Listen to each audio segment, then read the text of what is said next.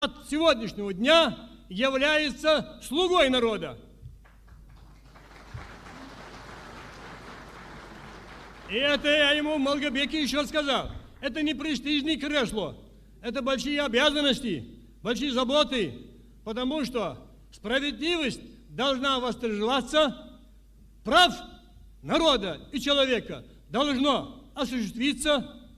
Федеральный центр по всем признакам его поддерживает, а тут больше ничего не надо.